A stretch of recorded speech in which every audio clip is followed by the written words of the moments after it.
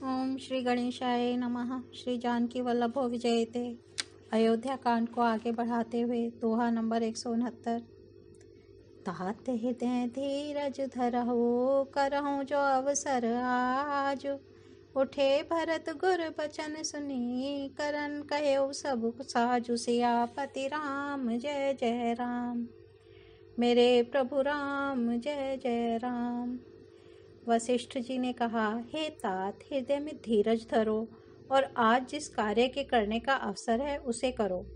गुरु जी के वचन सुनकर भरत जी उठे और उन्होंने सब तैयारी करने के लिए कहा।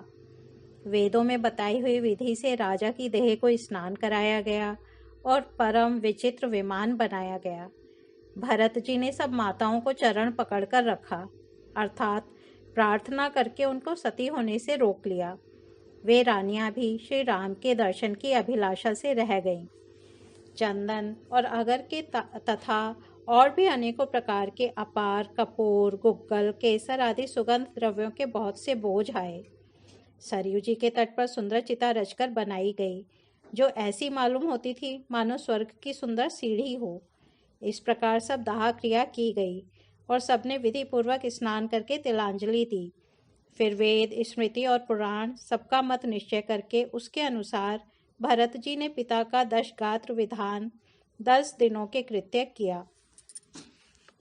मुनि श्रेष्ठ वशिष्ठ जी ने जहाँ जैसी आज्ञा दी वहाँ भरत जी ने सब वैसा ही हजारों प्रकार से किया। शुद्ध हो जाने पर विधि पूर्वक सब दान दिए। गौएं तथा घोड़े, हाथी आदि अनेक प्रकार की सवारियां, सिंहासन भूषण बसन अन्न धरनी धन धाम।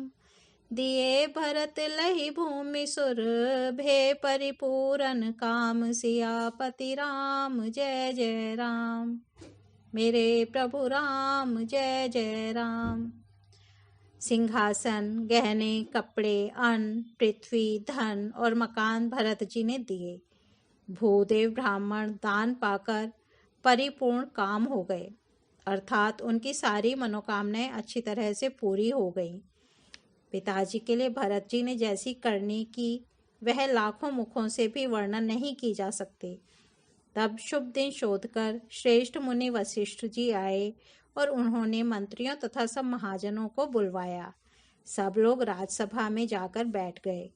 तब मुनि ने भरत जी तथा शत्रुघ्न जी दोनों भाइयों को बुलवा भेजा। भरत जी को वशिष्ठ जी ने अपने पास बैठा लिया और नीति तथा धर्म से भरे हुए वचन कहे। पहले तो कैकेयी ने जैसी कुटिल करनी की थी, श्रेष्ठ मुनि ने वह सारी कथा कही। फिर राजा के धर्म, व्रत और सत्य की सराहना की, जिन्होंने शरीर त्याग कर प्रेम को निभाया।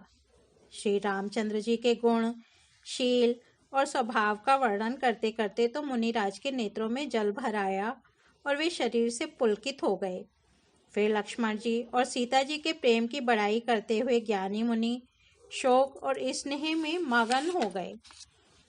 सुनहु भरत भावी प्रबल बिलखि कह्यो मुनिनाथ।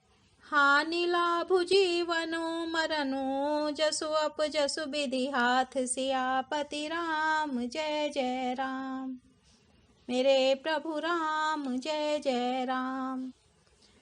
मुनिनाथ ने विलख कर दुखी होकर कहा, हे भरत सुनो, भावी होनहार बड़ी बलवान है। हानि लाभ, जीवन मरण और यश अपयश ये सब विधाता के हाथ हैं। ऐसा विचार कर किसे दोष दिया जाए और व्यर्थ किस पर क्रोध किया जाए। हे तात, मन में विचार करो। राजा दशरथ सोच करने के योग्य नहीं है। सोच उस ब्राह्मण का करना चाहिए जो वेद नहीं जानता और जो अपना धर्म छोड़कर विषय भोग में ही लीन रहता है। उस राजा का सोच करना चाहिए जो नीति नहीं जानता और जिसको प्रजा प्राणों के समान प्यारी नहीं है। उस वैश्य का सोच करना चाहिए जो धनवान होकर भी कंजूस है और जो अतिथि सत्कार तथा शिवजी की भक्ति करने में कुशल नहीं है। उस शूद्र का सोच करना चाहिए जो ब्राह्मणों का अपमान करने वाला, बहुत बोलने वाला, मान बढ़ाई चाहने वाला और ज्ञान का घमंड रखने वाला है। पुनः उस स्त्री का सोच करना चाहिए जो पति को छलने वाली, कुटिल, कलह प्रिय और स्वेच्छाचारिणी है, उस ब्रह्मचारी का सोच करना चाहिए जो अपने ब्रह्मचर्य व्रत को छोड़ देता है और गुरु की आज्ञा के अनुसार नहीं चलता।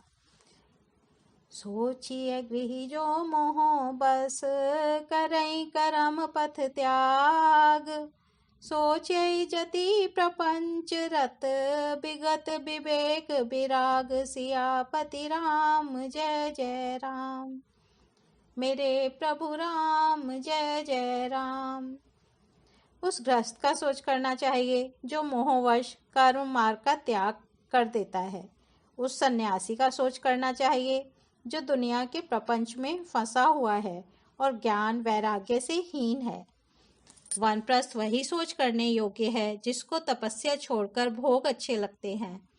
सोच उसका करना चाहिए जो चुगलखोर है, बिना ही कारण क्रोध करने वाला है तथा माता पिता गुरु एवं भाई बंधुओं के साथ विरोध रखने वाला है। सब प्रकार से उसका सोच करना चाहिए जो दूसरों का अनिष्ट करता है, अपने ही शरीर का पोषण करता है और बड़ा भारी निर्दयी है। और वह तो सभी प्रकार से सोच करने योग्य है जो छल छोड़कर हरि का भक्त नहीं होता।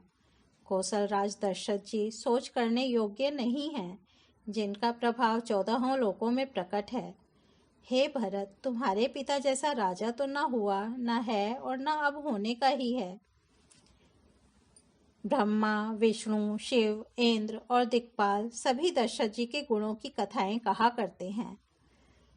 कहूँ तात के ही भांति को, करहि बड़ाई तासु, राम लखन तुम शत्रुघ्न सरिस, सुवन सुचि जासु, सियापति राम जय जय राम। मेरे प्रभु राम जय जय राम। हे तात, कहो उनकी बड़ाई कोई किस प्रकार करेगा जिनके श्री राम, लक्ष्मण, तुम और शत्रुघ्न सरीखे पवित्र पुत्र हैं। राजा सब प्रकार से बड़भागी थे, उनके लिए विषाद करना व्यर्थ है। यह सुन और समझकर सोच त्याग दो और राजा की आज्ञा सिर चढ़ाकर तदानुसार करो। राजा ने राजपद तुमको दिया है, पिता का वचन तुम्हें सत्य करना चाहिए, जिन्होंने वचन के लिए ही श्री रामचंद्र जी को त्याग दिया और राम विरह की अग्नि में अपनी शरीर की आहुति दे दी। राजा को वचन प्रिय थे, प्राण प्रिय नहीं थे। इसलिए हे तात, पिता के वचनों का प्रमाण सत्य करो, राजा की आज्ञा सिर चढ़ाकर पालन करो, इसमें तुम्हारी सब तरह भलाई है। परशुराम पितु आज्ञा राखी, मारी मातु लोक सब साखी, राम सिया राम जय जय राम, राम सिया राम जय जय राम।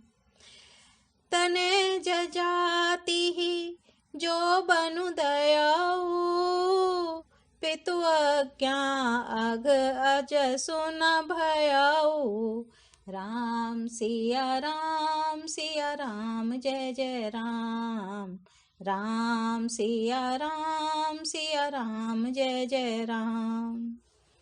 परशुराम जी ने पिता की आज्ञा रखी और माता को मार डाला। सब लोग इस बात के साक्षी हैं। राजा ययाति के पुत्र ने पिता को अपनी जवानी दे दी। पिता की आज्ञा पालन करने से उन्हें पाप और अपयश नहीं हुआ।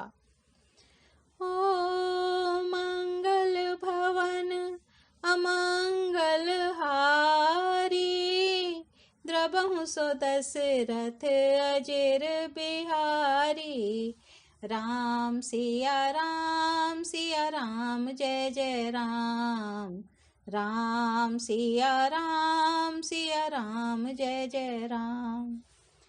आज अयोध्या कांड को यहीं विराम देते हैं, कल इसके आगे बढ़ेंगे। धन्यवाद।